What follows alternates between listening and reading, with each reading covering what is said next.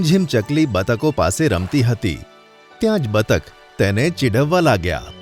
રીમઝીમ, તું ખાલી હવામાં ઉડી શકે છે, જમીન ઉપર ચાલી શકે છે, પરંતુ પાણીમાં નથી તરી શકતી. ના, હું બધું જ કરી શકું છું. મહેનત કરવાથી કંઈ પણ થઈ શકે છે. અચ્છા, તને તારી મહેનત પર આટલો બધો વિશ્વાસ હોય તો ચાલ પાણીમાં તરીને બતાવ. તું જોઈ લેજે, હું એક દિવસ પાણીમાં જરૂર તરીને બતાવીશ. રીમઝીમ ત્યાંથી ઉડીને જતી રહે છે. જ્યારે તે ઉદાસ થઈને ઝાડ પર બેઠી હતી ત્યારે ચુનમુન ત્યાં આવે છે. રીમઝીમ, શું થયું તને? આટલી ઉદાસ કેમ દેખાય છે? હું તે વિચારી રહી છું કે જંગલના કેટલાક પક્ષીઓને કેટલો બધો ઘમંડ આવી ગયો છે. અરે, તું કોની વાત કરી રહી છે? નદી કિનારે કેટલાક બતક રહે છે. તેમાંથી જે ઝિલમિલ નામની બતક છે ને, તે આજે મને ચીડાવતી હતી. શું બોલી તે? તે બોલી કે તું પાણીમાં તરી નથી શકતી. હું તેને કહીને આવી છું કે મહેનત કરવાથી બધું જ થઈ શકે છે.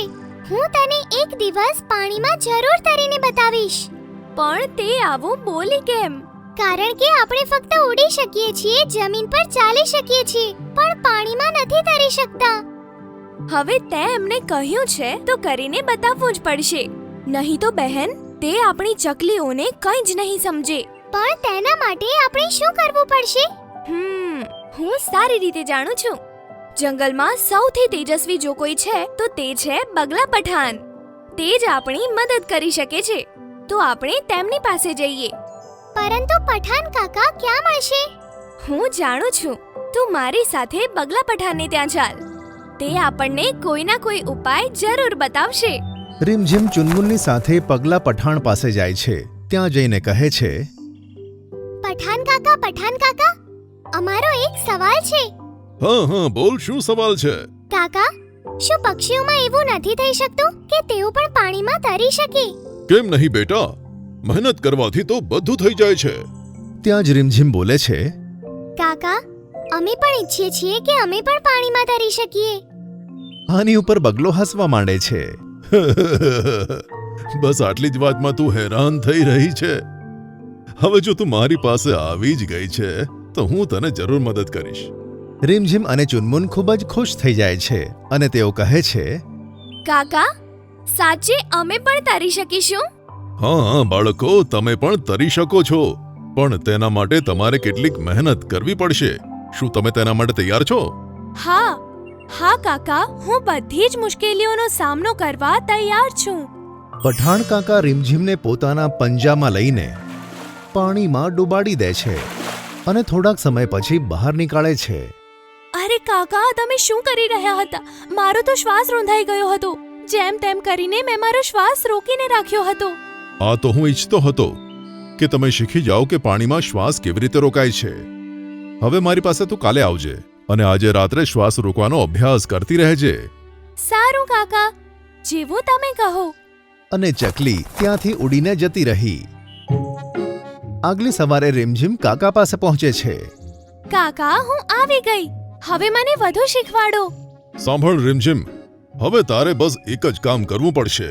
શું કામ કરવાનું છે કાકા? કહો. નદી કિનારે જે આંબાનું ઝાડ છે ને, તેની એક ડાળી ઠીક નદી ઉપર છે અને તેની ઉપર એક કેરી લાગેલી છે. બસ તારે તે કેરીને પંજાથી પકડીને મારી પાસે લાવવાની છે. આ તો ખૂબ સહેલું કામ છે. હું હમણાં જ કરી દઉં. આવું કહીને તે નદી તરફ જવા ઉડી નીકળી. નદીએ પહોંચીને, અરે, કયું ઝાડ હતું? તે વાળું? ના, પેલું વાળું કે તે વાળું? હા, આ વાળું હશે. તેની પાસે જઉં છું. હવે હું સાચા ઝાડ પાસે આવી ગઈ છું. બસ હવે કેરીને પંજામાં દબાવીને ઉડી જાઉં. રીમઝીમ જેવી કેરીને પોતાના પંજાથી પકડે છે, તેના પંજા કેરીને ચોંટી જાય છે અને કેરીનું વજન વધારે હોવાના કારણે તે પાણીમાં ડૂબવા લાગે છે. અને આમ રીમઝીમ પણ ડૂબવા લાગે છે અને પાણીની અંદર જતી રહે છે. પાણીમાં જતાં જ તે શ્વાસ રોકી લે છે અને ખૂબ જ ઝડપથી પાંખો ફફડાવે છે, જેથી તે તરીને ઉપર આવી જાય છે.